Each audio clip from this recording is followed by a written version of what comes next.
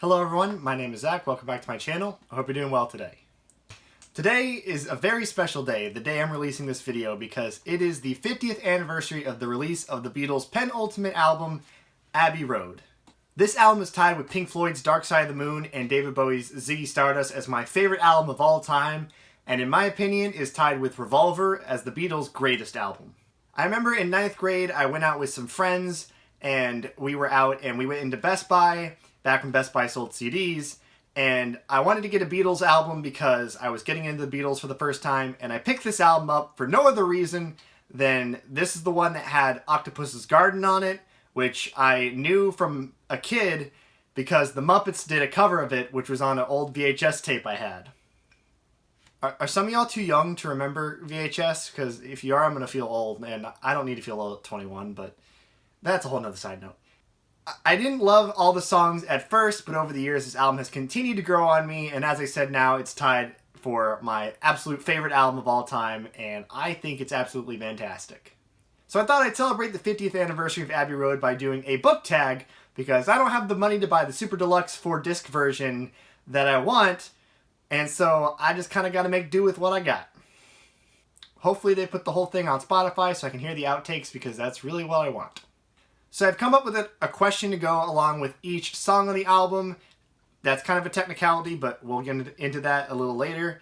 I'd love to be able to play you snippets of songs to help you get an idea of what this album sounds like. Unfortunately, the Beatles and the Beatles management is kind of notorious for taking down and blocking videos that contain their songs, so I ain't playing with fire. So unfortunately, you're just going to get me reading the questions. You'll have to look the songs up on your own. But they're on Spotify, and I think they're finally up on YouTube. So if you want, it's not that hard to find.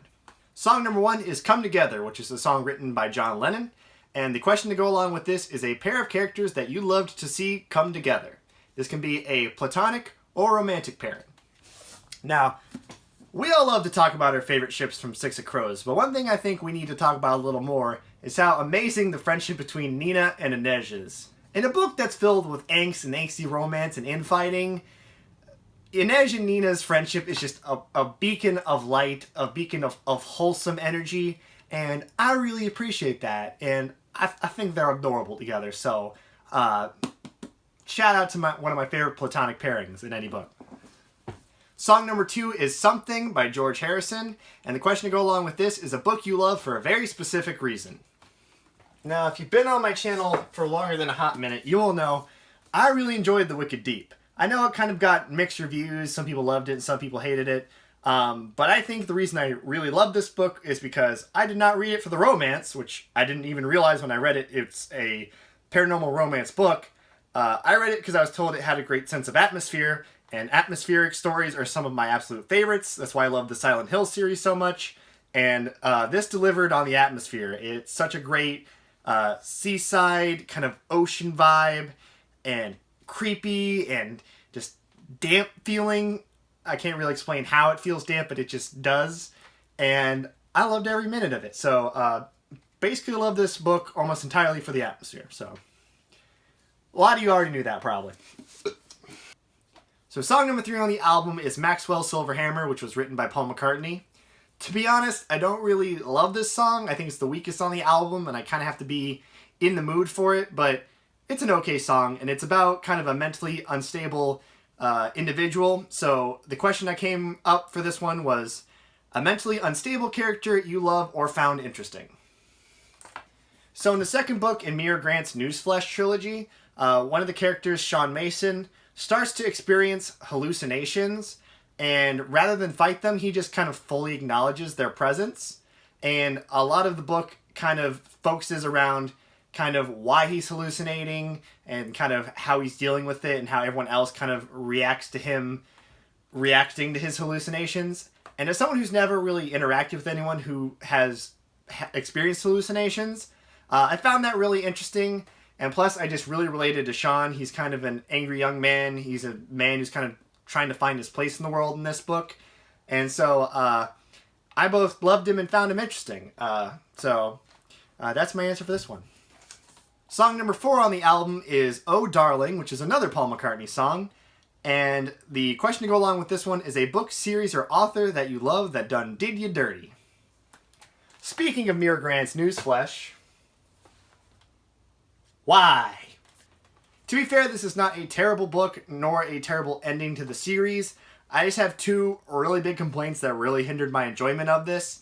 The first one is there's a romantic pairing that I really did not support and was not a fan of in the slightest, so I was a little bit salty about that.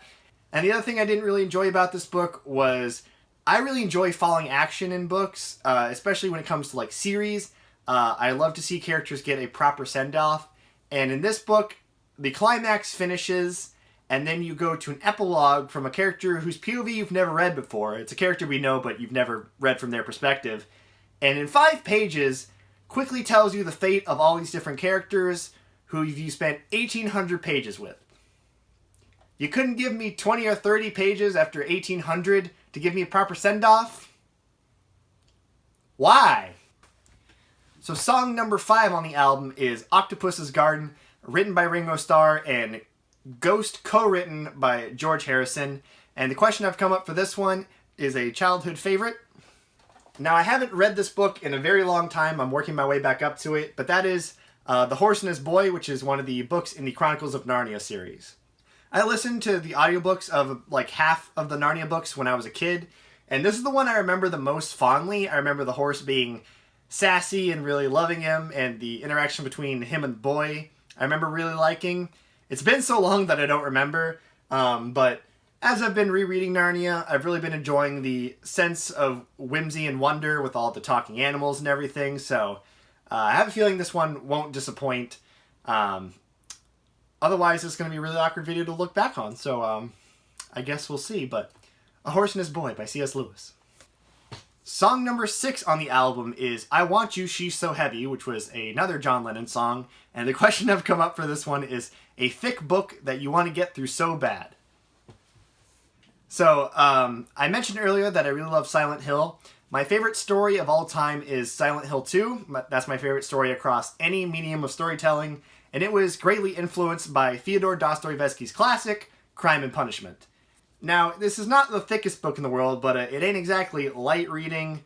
It's like 650 pages with Penguin Classic font, so it is definitely dense, it is definitely thick, and I want to be able to get through it. I'm trying to read every book that influenced Silent Hill, and this is one of the last books I have to go, and probably the most intimidating, but since it's tied so closely to a story that I love, I really, really want to get through this.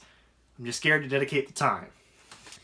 So that is the end of side 1, flipping the record over and going to side 2. The first song is another George Harrison classic, and that is Here Comes the Sun. And the prompt for this one is a book or series that brought you out of a reading slump.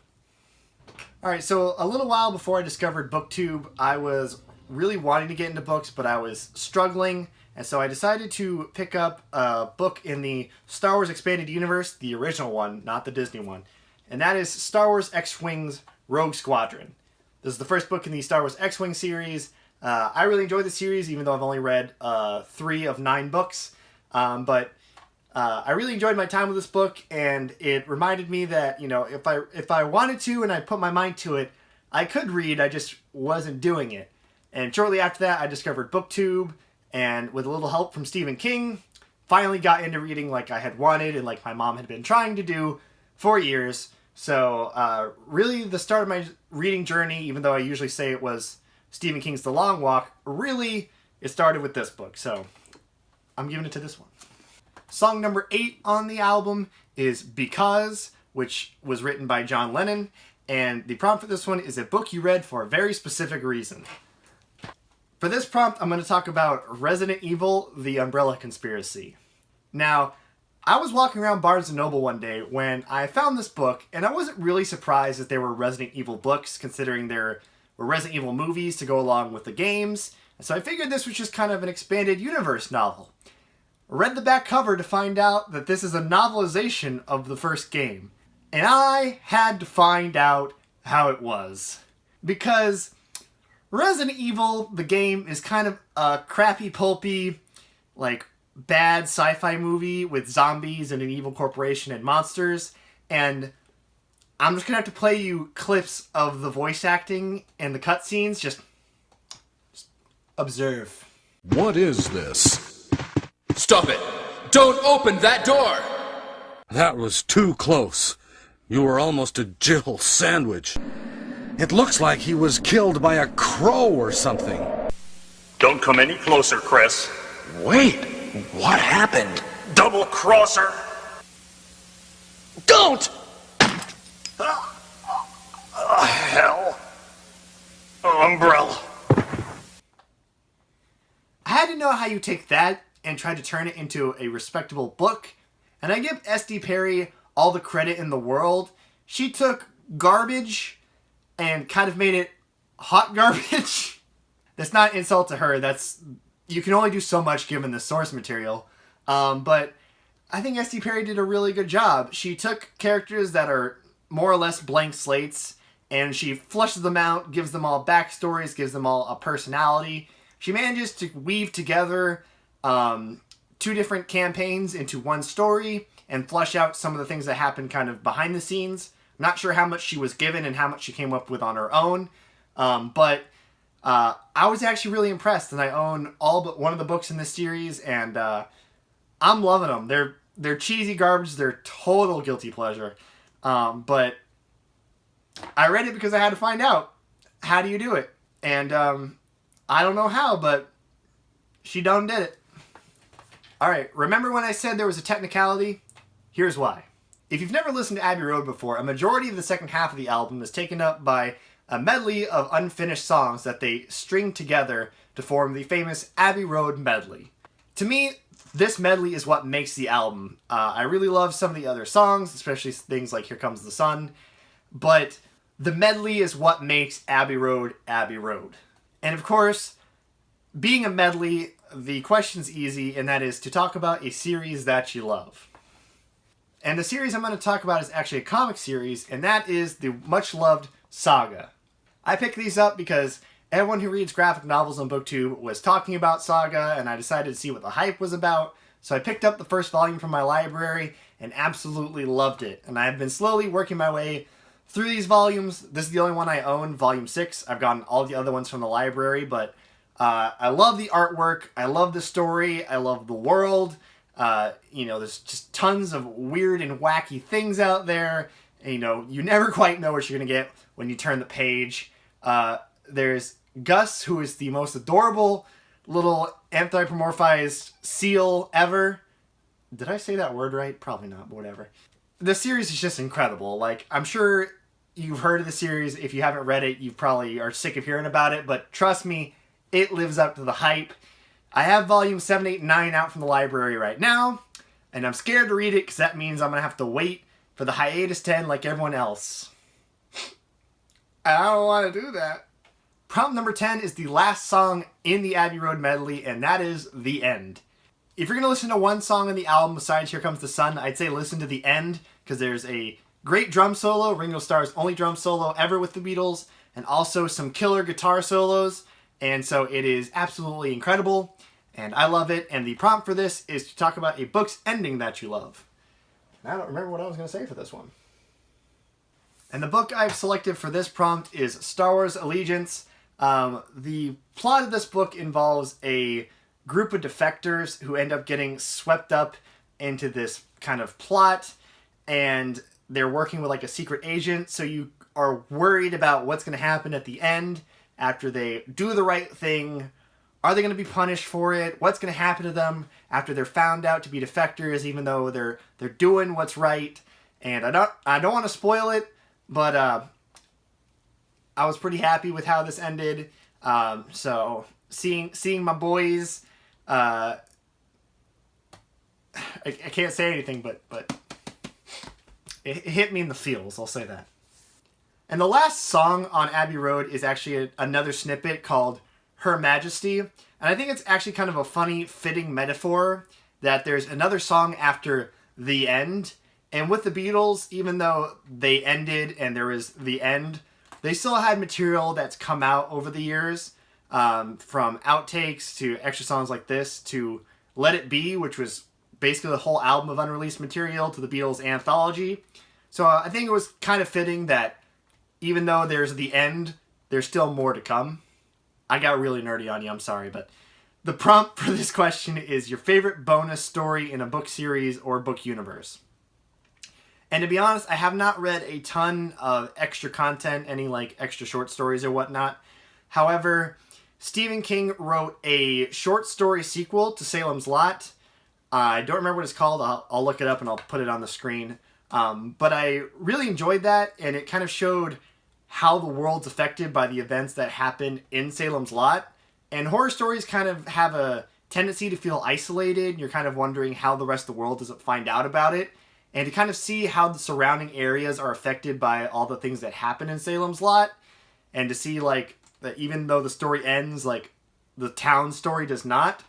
I really enjoyed that. So, I'm going to say that story. It was, like, the only thing in Night Shift that I enjoyed. So, there you have it. And that is all for the Abbey Road book tag. I hope you enjoyed this very much. I'm not sure who to tag because I'm not sure who else is a Beatles fan on BookTube. So I'm going to say to any fellow Beatles fans on BookTube, feel free to do this tag. Or even if you don't like the Beatles, you like the questions, go for it as well. But please, if you have not listened to Abbey Road, and if you listen to Abbey Road, listen to it again because it's awesome. But that is all for me today. If you like this video, feel free to give it a thumbs up. Feel free to subscribe if you feel so inclined. And I will see you next time.